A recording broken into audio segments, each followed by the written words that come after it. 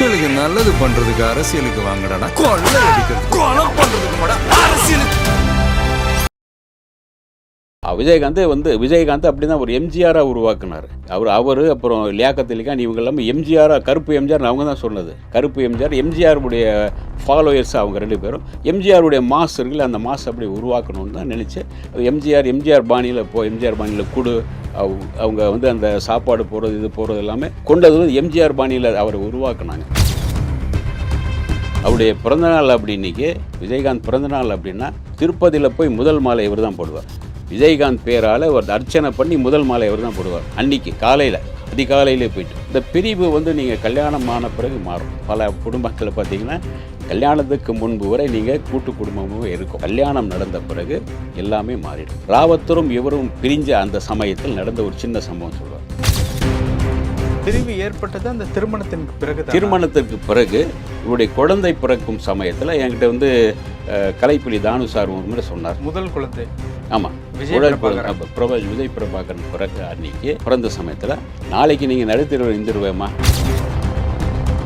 யாரோ ஒருத்தர் கதை சொல்லி வந்திருக்காரு, வாங்க அப்படின்னு கதை அவர் எப்படி கதை கேட்பார்னா, ஒரு நாள் ஆதித்யா ஹோட்டல் இருக்கு இல்லையா, அந்த ஹோட்டலில் ஒரு ஸ்விம்மிங் பூல் இருக்கும். ஸ்விம்மிங் பூலில் நீச்சல் அடிச்சுட்டு கதை கேட்டுட்டு இருந்தார். அவர்தான் சுதீஷ். அப்படியா?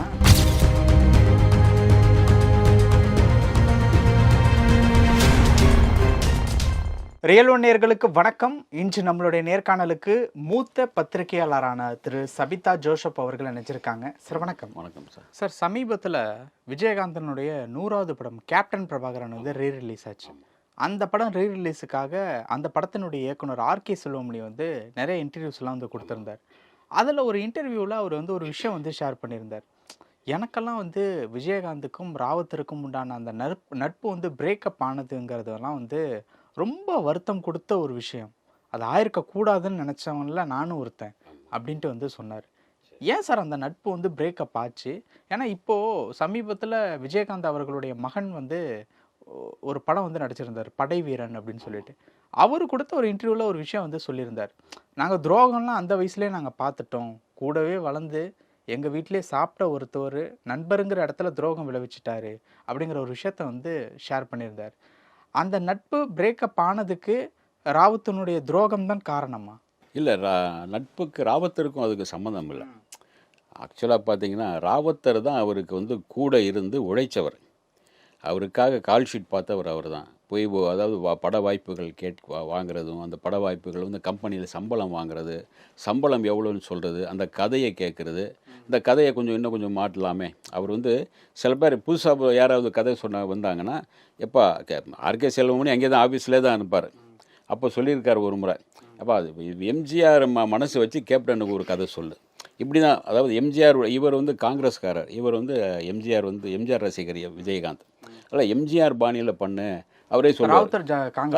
காங்கிரஸ்காரர், அவங்க அப்பா காங்கிரஸ்காரர். விஜயகாந்தோட அப்பா டிஎம்கே, அவர் காங்கிரஸ் தான். காங்கிரஸ். இவர் மட்டும் டிஎம்கே எம்ஜிஆருடைய ரசிகராக இருந்தார். அதனால் உங்களுக்கு இவரே தான் பெரும்பாலும் மூப்பனாருடைய கூட்டிகிட்டு மூப்பனார்கிட்ட இவர் நட்பு கொள்ள வச்சதும், அப்புறம் அந்த இவர் நம்ம ராமச்சந்திர ஹாஸ்பிட்டலுடைய நட்பு, இதெல்லாமே மூப்பனார் மூலம் இவர் கிடைக்கும் போது அந்த ஃபைனான்ஸுக்கு யூஸ் ஆகுது. ஃபைனான்ஸ் படம் வாங்குறதுக்கு இவர் படம் எடுக்கணும்னு ஃபைனான்ஸ் தேவை. அப்போ இவர் போய் நேரடியாக கேட்க முடியாது, விஜயகாந்த் கேட்க முடியாது. அவர் இவர் பினாமியாக இவர் பேரில் தான் இவர் ரெண்டு பேர் சேர்ந்து தயாரிப்பாங்க. இவர் மேனேஜர் உட்பட எல்லாம் இவர் தான். மேனேஜர், பிஆர்ஓ, அவருடைய ரசிகர் மன்றம் உட்பட எல்லாம் இவர் தான். ரசிகர்கள் எங்கெங்கே உருவாக்கணும், மன்றங்களை எப்படி உருவாக்கணும், அவருடைய படத்துக்கான ப்ரொமோஷன் எப்படி பண்ணணும், எல்லாமே இவர் தான் பண்ணுவார். அதுக்காக கூப்பிட்ட ஆட்களை அதனால் அவர் இருக்கும்போது பார்த்திங்கன்னா எல்லா பத்திரிகையாளர்களும் அங்கே இருப்பாங்க. பெரிய பெரிய ஆட்கள்லாம், சுதாங்கன் கேள்விப்பட்டிருப்பீங்க, ஜூவியில் இருந்த அவர் அங்கேயே இருப்பார். இப்படி பல அந்த தினமணியில் இருந்தவங்க, தந்தியில் இருந்து பல பேர் அங்கே இருப்பாங்க. காரணம் என்னன்னா, அங்கே அந்த நட்பா அந்த அளவுக்கு எல்லோட்டையும் வச்சு மூப்பனார் கிட்டத்தட்ட கோடிகளில் விஜயகாந்த் படத்துக்கு சப்போர்ட் பண்ணியிருக்கலாம். அவர் அப்புறம் உங்களுக்கு ராமச்சந்திர ஹாஸ்பிட்டல், இவர் இந்த மாதிரி நிறைய பேர்கிட்ட இவர் அந்த கான்டாக்ட் வச்சுருப்பார். அதே மாதிரி அந்த டிஎஃப்டி மாணவர்கள் வர காரணம் விஜயகாந்த் கிடையாது. அவங்கள செலக்ட் பண்ணது இவர் தான், ராவத்தர் தான், இப்ராஹிம் ராவத்தர் தான். இவ்வளவும் பண்ணியும் எங்கே அது முறிவாச்சு? இவர் தான் வந்து செலக்ட் பண்ணுறாரு. இப்போ விஜய் இந்த கதைகள் நல்லா இருக்கு, விஜய் இந்த இது பாரு அப்படின்னு ஒவ்வொன்றா சொல்லுவார். சில இடங்களில் வந்து அவரை வந்து அவர் தான் கண்ட்ரோலில் வச்சுருப்பார். கண்ட்ரோல்னா அவர் வந்து சில நேரங்களில் வந்து மறந்து வேறு எங்கேயாச்சும் போயிருக்கலாம், அது சில இடங்களில் மறந்துடலாம். இல்லை இந்த சீனில் இதோட தான் நடிக்கணும், அதுக்கு மேலே நடிக்கக்கூடாது அப்படிம்பார். அதே மாதிரி ஏதாச்சும் ஒரு கூட்டத்தில் பேச போனோம்னா இதை மட்டும் பேசு, இதுக்கு மேலே பேசாத, அரசியல் பேசுகிறாத, இந்த விஷயம் மட்டும் பேசு, சினிமா மட்டும் பேசு, சினிமாவில் சார்ந்த இந்த விஷயங்கள் பேசு. அப்புறம் நம்ம ஒரு கிழவிகளை பார்த்தா கட்டிப்பிடி, காசை கொடு, எம்ஜிஆர் மாதிரி நடந்துக்கும். இவர் தான் சொன்னது, இவருக்கு கிடையாது. அவர் தான் விஜயகாந்த் ஆசையை உருவாக்குனது. ஆமாம், விஜயகாந்த் அப்படி தான் ஒரு எம்ஜிஆராக உருவாக்குனார். அவர் அப்புறம் லியாக்கத் அலி கான் இவங்க எல்லாமே எம்ஜிஆராக, கருப்பு எம்ஜிஆர் அவங்க தான் சொன்னது. கருப்பு எம்ஜிஆர், எம்ஜிஆருடைய ஃபாலோயர்ஸ் அவங்க 2 பேரும். எம்ஜிஆருடைய மாஸ் இருக்குல்ல, அந்த மாஸ் அப்படி உருவாக்கணும்னு தான் நினச்சி அது எம்ஜிஆர் பாணியில் எம்ஜிஆர் பாணியில் கொடு, அவங்க வந்து அந்த சாப்பாடு போடுறது இது போடுறது எல்லாமே கொண்டது வந்து எம்ஜிஆர் பாணியில் அவரை உருவாக்குனாங்க. அதனால் அந்த அளவுக்கு அவங்க வந்து பின்பலமாக இருந்தாங்க. கூடவே இருந்து உழைச்சதுனால உங்களுக்கு அவருடைய சொத்து உட்பட எல்லாம் இருந்தது. இல்லாட்டி அவராக வந்து தனித்தன்மையை நடிச்சிருந்தாருன்னா, நடிக்க ஆரம்பிச்சிருந்தாலும் கூட வேறு யாராவது ஒரு பார்த்துருந்தாலும் கூட இந்த அளவுக்கு பார்க்க முடியாது. ஏன்னா அந்த சொத்துக்களை காப்பாற்றணும், கரெக்டாக அந்த கதை கேட்கணும். அது கதை சரியில்லைன்னா ஒரு மேனேஜர் மாதிரி. ஆமாம், மேனேஜர் நண்பர் எல்லாமே அவர் தான். ஏன் அப்போ அவருடைய பிறந்தநாள் அப்படி இன்றைக்கி விஜயகாந்த் பிறந்தநாள் அப்படின்னா திருப்பதியில் போய் முதல் மாலை இவர் தான் போடுவார். விஜயகாந்த் பேரால் ஒரு அர்ச்சனை பண்ணி முதல் மாலை இவர் தான் போடுவார் அன்றைக்கி காலையில், அதிகாலையிலே போயிட்டு. அதே மாதிரி இங்கே இருக்குல்ல, எங்கே திருப்பதி ஒன்று இருக்கு பாருங்க. முஸ்லீம் தானே? ஆமாம். அப்புறம் எப்படி திருப்பதி இல்லை? அவர் நண்பருக்காக இவ்வளோ பெரிய பொட்டெல்லாம் வச்சுட்டு போய் நின்றுருப்பார். நானே பார்த்துருக்கேன். இங்கே ஒரு திருப்பதி இருக்குல்ல உங்களுக்கு, வெங்கடாசலம் சாலையில் திருப்பதி. ஆமாம், கீழ் இந்த திருப்பதியில் நானே ஒரு முறை பார்த்துருக்கேன். பெரிய மாலையோடு நிற்கிறார். ஃபஸ்ட்டு மாலை போட்டு விஜய் பேரில் அர்ச்சனை பண்ணிட்டு வர்றாரு. அந்த அளவுக்கு அவர் 2 பேருக்குள்ள அதே மாதிரி அவரும் அந்த இது இருக்கும். அவருக்கும் அந்த ஒரு ரம்ஜான் வந்தால் இது வந்தாலும் கொண்டாடுறது அவர்லாம் இருக்கும். ஆனால் அவங்களுக்குள்ள அந்த ஜாதி மத இது கிடையாது. அந்த அளவுக்கு நட்பாக இருந்தவங்க. அதனால தான் உங்களுக்கு கதை கேட்கறது கூட எல்லாமே இவருக்காக உழைச்சது. அவருடைய சொத்துக்கள் இன்றைக்கி வந்து அந்த கல்யாண மண்டபம் இருக்கு பாருங்கள், அவர் விஜய் ராவத்தர் தான் வாங்கினது. ஏன் சார் அப்புறம் பிரிவாச்சு? இந்த பிரிவு வந்து நீங்கள் கல்யாணம் ஆன பிறகு மாறும். பல குடும்பங்களில் பார்த்தீங்கன்னா கல்யாணத்துக்கு முன்பு வரை நீங்கள் கூட்டு குடும்பமும் இருக்கும். கல்யாணம் நடந்த பிறகு எல்லாமே மாறிடும். கல்யாணத்துக்கு முன்பு வரை எனக்கு வந்து அவருடைய கேப்டனுடைய ஒரு பொதுச் செயலாளர் இறந்துட்டார் இல்லையா, ராமவசந்தன், அவரோட எனக்கு நிறைய நட்பு உண்டு. உட்காந்து மணிக்கணக்காக பேசியிருப்போம். பல விஷயங்கள் சொல்லுவார். ராவத்தரும் இவரும் பிரிஞ்ச அந்த சமயத்தில் நடந்த ஒரு சின்ன சம்பவம் சொல்லுவார். ராவத்தர் இருக்கிறவங்க என்ன பண்ணுவார்னா, இவர் வந்து ஒரு செயலாளர், ரசிகர் மன்றத்துடைய செயலாளர், தமிழ்நாடு அகில இந்திய செயலாளர் அவர் தான். ஆமாம், இவர் தான் ஐத்தான் தான் அவர் சொல்லுவாங்க. விஜயகாந்த் ஐத்தான் எப்படி இருக்கு ஐத்தான் தான் சொல்லுவார். அந்த அளவுக்கு அவர் மேலே பாசம் உள்ளவர். அவருடைய அதனால் வந்து அவர் தான் கரெக்டாக பார்த்துக்குவார் மன்றங்களை எல்லாமே. மன்றங்கள் எங்கெங்கே செயல்படல என்ன எல்லாம் அவர் தான் பார்ப்பார். அதனால் அவருக்கு வந்து மாதத்துக்கு 4000 ரூபா சம்பளம். 4000 ரூபா சம்பளம். அவருக்கு வந்து ஒரு வருஷத்துக்கு ஒரு 12 செட்டு ட்ரெஸ் எடுத்து கொடுத்துருவாங்க விஜயகாந்த். இதெல்லாம் யாருன்னா ராவத்தர் பண்ணுவார். அதாவது கடைசியாக ராவத்தர் பிரியறதுக்கு பிரிஞ்ச பிறகு முதல் வருஷம் வருது. அப்போ வந்து இவர் சொல்கிறார் ராமவசந்தன், கேப்டன் இந்த மாதிரி ட்ரெஸ்ஸு அப்படின்னு. ஆமாம் பிரேமா, ஐத்தானுக்கு வந்து ஒரு 12 ட்ரெஸ்ஸு எடுத்து கொடுத்துரு. ராவத்தர் அப்படி தான் எடுத்து கொடுப்பான், இப்ராஹிம் அப்படி தான் கொடுப்பான். ஒரு 12 செட்டு எடுத்து கொடுத்துரு. நான் பார்த்துக்கிறேன் நாங்கள் அவ்வளோதான். இது சொல்லி ஒரு 3 மாதம் போது மறுபடியும் ஞாபகப்படுத்தார் கேப்டன் இந்த ட்ரெஸ்ஸு. பிரேமா நான் மறந்துட்டேன், அந்த ட்ரைலர்கிட்ட சொன்னேன், மறந்துட்டேன். சரி நான் சொல்லிடுறேன். மறுபடியும் ஒரு 3 மாதம் போகுது. அடுத்த 15 நாளே வந்துடும் போலையா? 6 மாதம் போன பிறகு ஒரு 6 செட்டு தான் வருது. 12க்கு 6 தான் வருது, பாதி. ஆமாம். அதுக்கு பிறகு பார்த்தீங்கன்னா வருஷம் அவருக்கு 12ன்னு வரல, 6 வரும் 7 வரும். அவர் வந்து எது சொல்கிறாருன்னா, ராவத்தர் இருக்கும்போது, இப்ராஹிம் ராவத்தர் இருக்கும்போது கரெக்டாக இதை வந்து யார் யாருக்கு என்ன ஐத்தான் கொடுத்துட்டியா அப்படிம்பார். இப்போ போயிடுச்சு, அவர் ஃபோன் பண்ணுவார், ஐத்தான் வந்துடுச்சுண்ணா அப்படிம்பார். அவர் வந்துடுச்சுடா அப்படிம்பார். அவருக்கு ட்ரெஸ் போயிடும், கரெக்டாக அவருக்கான சம்பளம் போயிடும். அதே மாதிரி இவருடைய அண்ணன் தங்கிங்க யாருக்கு என்ன பண்ணணும் அப்படிங்கிறது அவர் அனுப்பிடுவார். இவர்கிட்ட சொல்ல மாட்டார். நேரம் அனுப்பிட்டா ஓகே அப்படி அவ்வளோதான். இவர் தலையாட்டிட்டு போயிடுவார். அப்படி தங்கச்சிங்க அவங்க யாராவது உதவி கேட்டாங்கன்னா அங்கேருந்து போயிடும். அதே மாதிரி யாராவது தையல் மிஷின் எதுன்னா அவர் தான் விஜயகாந்த் கொடுத்தார் அப்படின்னு அவர் போயிடும். அப்படி எல்லாமே இவர் பார்த்துக்குவார். இவருக்கு இவருடைய நடிச்சுட்டு போயிட்டு வரணும், அவ்வளோதான். அதுதான் நடிக்கும்போது ரிஸ்க் எடுத்து நடிக்காத அப்படின்னு சொல்லுவார். அதிக ரிஸ்க் எடுக்காது, இது பண்ணாத, வந்தேன்னா நான் வந்து உதப்பேன். எந்த டைரக்டர், யார் டைரக்டர், எதுக்குடா இந்த மாதிரி ரிஸ்க் காட்சி வைக்கிற நீ? அப்போது பிரிவு ஏற்பட்டது அந்த திருமணத்திற்கு பிறகு தான். திருமணத்திற்கு பிறகு இவருடைய குழந்தை பிறக்கும் சமயத்தில் என்கிட்ட வந்து கலைப்புலி தானு சார் ஒரு முறை சொன்னார். முதல் குழந்தை. ஆமாம், விஜய் பிரபாகரன் பிறகு அன்னைக்கு பிறந்த சமயத்தில் ஒரு சமயம் நம்ம வந்து கலைப்புலி தானு சாரை பார்க்க நானும் நக்கீரன் ரிப்போர்ட்டர் சக்திவேலன் இப்போ தான் சமயத்தில் தான் இறந்தார், 2 பேரும் பார்க்க போயிருந்தோம். பார்க்க போயிருக்கும்போது பேச்சு வாக்கில் அப்படியே அந்த ராதிகாவுடைய லவ்வை பற்றி, ராதிகா வந்து விஜயகாந்துக்கு கல்யாணத்துக்கு இவர் தலைவர் கலைஞர் போக வேண்டாம்னு சொன்னது, தடுத்தது. அப்புறம் அதை சொல்லிவிட்டு அதுக்கு பிறகு வந்து நான் தான் 2 பேர் பெரிய காரணம் நான் தான் அப்படின்னார்.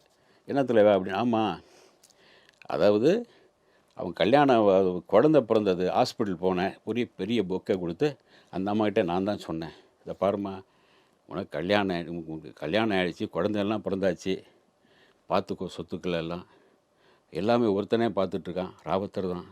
அப்புறம் நாளைக்கு நீ நடுத்தருவில் நின்றுருந்த அப்படின்னு நான் சொன்னேன், அதில் தான் பிரிஞ்சாங்க அப்படின்னார். நாளைக்கு நீங்கள் நடுத்தருவில் நின்றுருவேம்மா, குழந்தையெல்லாம் இருக்குது, எல்லாம் இப்ராஹிமே பார்த்துக்கிட்டா நல்லா இருக்காது, நீ பார்த்துக்கோமா அப்படின்னு சொல்லிட்டு வந்தேன். தானு சார். ஆமாம், தானு சார். அதுக்கு பிறகு இவங்க சேர்ந்தாங்க அப்படின்னு எங்ககிட்ட சொல்லியிருந்தார். இது நடந்தது ஏன் தானு சாருக்கும் அவருக்கு என்ன இதுன்னு தெரில, நமக்கு என்ன பிரச்சனைன்னு தெரில. ஒருவேளை அவங்களுக்கு கூலிக்காரன் படத்தில் நடித்தது, வேறு படத்தில் நடித்தது, ஏதோ லாபம் தானே, கூலிக்காரன் லாபம் தான். அதுக்கு பிறகு புது பாடகன் அந்த படத்தில் வந்து அவர் தான் டைரக்ஷன் எல்லாமே பண்ணார், பாடலெல்லாம் எழுதினார். அந்த படம் பெருசாக போகல. அதில் எல்லாம் கொஞ்சம் ஏதாச்சும் இந்த படம் சரியாக போகலன்னா அவங்களுக்கு சில பிரச்சனைகள்லாம் வரும்ல, இந்த சம்பளம் அது இதுன்னு வரும். அந்த மாதிரி ஏதாச்சும் இருந்திருக்கலாம், ராவத்தருக்கும் அவருக்கும் தகராறு இருந்திருக்கலாம், அது என்னன்னு தெரில. ஆனால் வந்து அங்கே அதுக்கு பிறகு தான் டக்குன்னு அவங்க பிரிக்கிறாங்க. ஒரு நாள் உட்காந்து ஃபுல்லாக பேசுகிறாங்க. என்கிட்ட வந்து பேசும்போது இந்த 2 பெட்ரோல் பேங்க் இருந்துச்சு விஜயகாந்த் பேரில். அதில் ஒரு பெட்ரோல் பேங்க் விஜயகாந்த், ஒரு பெட்ரோல் பேங்க் இவங்களுக்கு, இந்த இடம் இந்த நிலம் எல்லாம் அவங்களுக்கு, இந்த இடமெல்லாம் அவங்களுக்கு அப்படின்லாம் பிரிக்கப்பட்டது. எல்லாமே பிரிக்கப்பட்டது. அதுக்கு பிறகு ஒரு 500 ஏக்கர் என் நிலம் வந்து பிரேமலதாவுடைய அம்மா பேரில் இருக்குது, போனது அப்படிங்கிற மாதிரியெல்லாம் பேசிக்கிட்டாங்க. இது எந்த அளவுக்கு இவங்க சொத்து பிரிக்கும்போது இப்படி பிரிஞ்சது, இவங்களுக்கு இவ்வளோன்னு பிரிஞ்சது, பிரிச்சுட்டு முறைப்படி பிரிச்சுட்டு அதுக்கு பிறகு அவர் ராவத்தரும் இங்கே வர்றது கிடையாது, அவரும் வர்றது. அதான் ஒரே தெருவில் தான் இருந்தாங்க. கடைசியில் இப்படி வரும்போது இவர் அங்கே இருப்பார், இவர் இங்கே இருப்பார், ஒரு தெருவில் இருந்தாங்க. அதுக்கு பிறகு வந்து கொஞ்சம் கொஞ்சமாக அவங்க வந்து அதுக்கு பிறகு கதையை அவர் கேட்குறது கிடையாது, படங்கள் பார்க்குறது அவர் கிடையாது. ஏன்னா அவர் சினிமா நடிகராக இருக்கும்போது விஜயகாந்தை இந்த அளவுக்கு கொண்டு வந்தது காரணம் அவர் தான், உயர்த்திட்டு வந்தது அவர் தான் ஃபுல்லாக காரணம். 40 வருடம் நட்பு இருக்கும். 40 வருடம் நட்பு இருக்கும். அந்த அளவுக்கு இருந்தது அவர் தான், கூட தான் இருந்தார். இனிக்கும் இளமைக்கு முன்னாடி இருக்கு. அவங்க வந்து இங்கே வந்து வாய்ப்பு கேட்டு போகும்போது கூடவே இருப்பார். அந்த நட்பில் வந்து எந்த இதுவும் கிடையாது. அதுக்கு பிறகு இவர் வந்து நடிகராக இருக்கும்போது பீக்கில் கொண்டு போனார். அவருக்காக உழைச்சார். அரசியல் வரும்போது அவருக்கு அந்த மாதிரி ஒரு ஆள் இல்லை, பலமான ஆள், ஆலோசகர் வேணும். நீங்கள் என்ன தான் இருந்தாலும் உங்களுக்காக யோசிக்க ஒரு மூளை இருந்தால் தான் நீங்கள் உயர முடியும். இப்போ எம்ஜிஆர் சிவாஜியெல்லாம் பார்த்தீங்கன்னா அவங்களுக்குன்னு சில டைரக்டர் இருப்பாங்க. சில ராம வீரப்பன் இருந்தார் எம்ஜிஆருக்கு, அவர் தான் மேனேஜர், அவர் தான் சம்பளம் நிர்ணயிப்பார், அவர் தான் சம்பளம் அவர்கிட்ட இவர் சம்பளம் பேசிடுவார். ராமநாயகம் அவர் வாங்கிட்டு வந்துடுவார். அவர் சம்பளம் வாங்கிட்டு வந்தது, கால் ஷீட் கிட் எல்லாமே அவர் தான் பார்ப்பார். அதே மாதிரி இவருக்கு பார்த்தீங்கன்னா, சிவாஜிக்கு பார்த்தீங்கன்னா அவருடைய தம்பி சண்முகம் இருந்தார். அவர் தான் வந்து சம்பளம் பேசுகிறது, சம்பளம் வாங்குறது, பணம் எவ்வளோ வந்துச்சு, பணம் எவ்வளோ வரல, எந்த கம்பெனி கொடுத்தாங்க, எந்த கம்பெனி கொடுக்கல, எந்த கம்பெனியில் கதை கேட்டிருக்கோம் அவருக்கு தான் தெரியும். சிவாஜிக்கு ஒன்றும் தெரியாது. சிவாஜியோடைய வேலை போய் நடிச்சிட்டு வர்றது, அதே மாதிரி விஜயகாந்தோடைய வேலை போய் நடிச்சிட்டு வரதான். இது எல்லாமே அவர் பார்த்துக்கிட்டாங்க. இப்படி ஒருத்தர் இருந்ததுனால தான் உயர முடியும். எம்ஜிஆர் உயரமும் சிவாஜி உயரமும் அவங்களுக்கு பின்னாடி ஒருத்தர் உழைக்கிறதுக்கு பேர் வச்சுருப்பாங்க. அவங்களுக்கு விசுவாசமும் அவங்க உழைப்பாங்க, அவங்களுக்கான சம்பளம் கிம்பளம் எல்லாம் கொடுத்துருவாங்க. இதுதான் உண்மை. அதே மாதிரி தான் ராவத்தரும் கூட அவருக்காக விஜயகாந்துக்கு உழைச்சவர். அதனால் 2 பேரும் நண்பர்களாக இருந்தாலும் சொத்துக்கள் வாங்கும்போது அவருக்கு 1% இத்தனை சதவீதம், இவருக்கான சில சதவீதங்களை எடுத்துக்கிட்டாங்க. அந்த மாதிரி. ஓகே. அப்போ வந்து அந்த மகனுடைய பிறப்புக்கு பிறகு தான் அந்த 40 வருட நட்பு வந்து பிரியுது. அதுக்கப்புறம் என்ன நடந்தது? அந்த இடத்துல யார் இருந்தார்? ராவுத்தரோட இடத்துல யார் இருந்தார்? யாரும் இல்லை. இப்போ ராவுத்தர் இடத்துல இவர் வந்தார், அவருடைய மச்சான் சுதீஷ் வந்தார். சுதீஷ் வந்து நீங்கள் வந்து ஸ்டோரி நாலேஜ் கேட்குறதுக்குன்னு ஒரு இது வேணும், கதை கேட்குறதுக்குன்னு ஒரு இது இருக்கணும். நீங்கள் உங்களுக்கு ஒரு ஸ்டோரி நாலேஜ் இருக்கணும், கதை எப்படி கேட்டாகணும். பல இடங்கள் அவர் செஞ்ச அதாவது ஐயான்னு ஒரு படம் வந்துச்சு இல்லையா, அந்த படம் வந்து விஜயகாந்த் தான் பண்ண வேண்டியது. அப்படியா? ஹரி டைரக்ஷன்ல? ஆமாம், ஹரியை வந்து கதை சொல்கிறாரு. இவர் கதை கிட்ட மாமா அந்த கதை ஒன்றும் பெருசாக இல்லைன்ட்டார் இவர். யார்? சுதீஷ். அதை வந்து சரத் பண்ணி அது பெரிய ரஞ்சிட்டு போச்சு. அதே மாதிரி உங்களுக்கு சூரிய வம்சம் பண்ண வேண்டிய இவர் தான். அப்படியா? ஆமாம், விஜயகாந்த். வேண்டாம், அது நாட்டம் மாதிரி எப்படி இப்படின்னு சொல்லிட்டு அது முடிச்சாச்சு. நாட்டம் மாதிரியா? முடிஞ்சாச்சு. ஆனால் சம்மந்தமே இருக்காது. இல்லை சொல்கிறேன், அதாவது நீங்கள் வந்து ஒரு சின்ன ஒரு இதுதான். அதே மாதிரி இன்னொரு வாட்டி வந்து யாரோ ஒருத்தர் கதை சொல்லி வந்திருக்காரு, வாங்க அப்படின்னு. கதை வந்து அவர் எப்படி கதை கேட்பார்னா, ஒரு நாள் வந்து ஆதித்யா ஹோட்டல் இருக்கு இல்லையா, அந்த ஹோட்டலில் ஒரு ஸ்விம்மிங் பூல் இருக்கும். ஸ்விம்மிங் பூலில் நீச்சல் அடிச்சுட்டு கதை கேட்டுட்டு இருந்தாராம் அவர் தான் சுதீஷ். அப்படியா? ஒரு ஸ்விம்மிங் பூலில் நீச்சல் அடிக்க அவர் கதை சொல்லிகிட்டே இருக்க இப்படி ஒரு நடந்திருக்கு. இதெல்லாமே அதாவது நீங்கள் கதை கேட்குறதுங்கிற ஒரு ரூமில் உட்காந்து அமைதியாக கதை கேட்டு அந்த ஃபுல்லாக உள் வாங்கிட்டு இதை வந்து இப்படி இருக்குது மாற்றலாமா, இதெல்லாம் விஜயகாந்துக்கு தெரிஞ்சுதான் பின்னால்? அதுக்கு பின்னால் தெரிஞ்சது. அவங்க மனைவி கொஞ்சம் சில கதைகள்லாம் கேட்டாங்க. அதுக்கு பிறகு வந்த கதைகள்லாம் நீங்கள் பார்த்தீங்கன்னா, அதுக்கு பிறகு ராவுத்தருக்கு பிறகு வந்த படங்கள்லாம் நீங்கள் பார்த்தீங்கன்னா அப்படி ஒன்றும் இருக்காது. வெற்றி படங்கள்லாம் ஒரு சில படங்கள் தான். ஆமாம், ரமணா அந்த மாதிரியான. ஆமாம், அது வந்து டைரக்டருடையது தான்.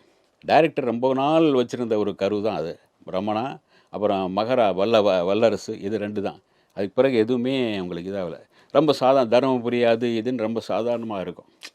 ஒரு ராவுத்தர், இப்ராஹிம் ராவுத்தர் வந்து இவரை பெரிய ரேஞ்சில் தான் கேட்பார்.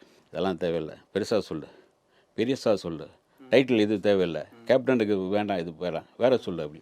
ஏன்னா அவர் வந்து கதை கேட்கும்போது அவருக்காக மட்டும் யோசித்து கேட்குறது இருக்கு இல்லையா. நான் உங்களுக்காக யோசிக்கிறது வேறு. உங்களுக்காக யோசிக்கும் போது தான் நான் வந்து என்ன, எப்படி உங்களோட தன்மை என்ன, எப்படி வந்தால் நீங்கள் இதை பண்ணால் எப்படி இருக்கும்னு நான் யோசிப்பேன். அப்படி யோசிக்கலைன்னா உங்களுக்கு வராது.